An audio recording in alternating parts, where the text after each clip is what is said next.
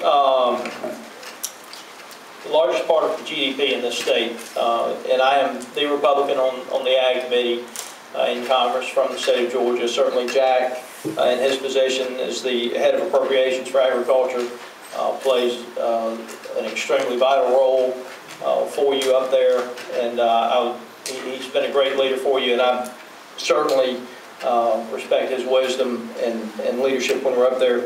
I want to talk to you, just quite candidly about this immigration issue, and as someone who comes from a farm family, when I was 17 years old, I was in the drive-thru in Ashburn, Georgia, when it was a Hardee's, when the lights flipped on so I could get a sausage and biscuit and coffee, and was headed to the bean field. And back in the late 80s, mid to late 80s, that's the way it was. I mean, the football coaches made sure that everybody on the team had a job either in watermelons or beans or somewhere, and we were out there in the heat working. And that's the way it should be.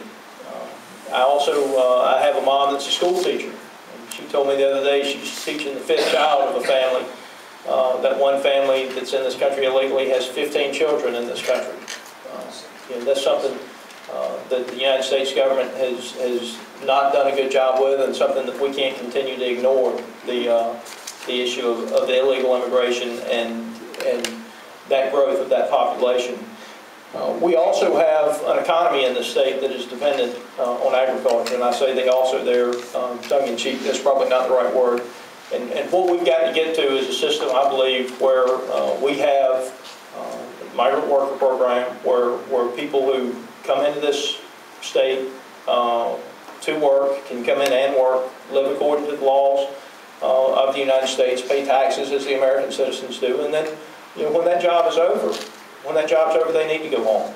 I quite honestly don't think, I think if we get this thing right, that they will go home at the end of the work permit, and then they'll come back. And the phrase that's been coined, the high fences, big gates, so that people who want to work can come in this country and work legally and go back home to their families and leave their families in their countries, is one of the concepts that I think that we've got to work towards.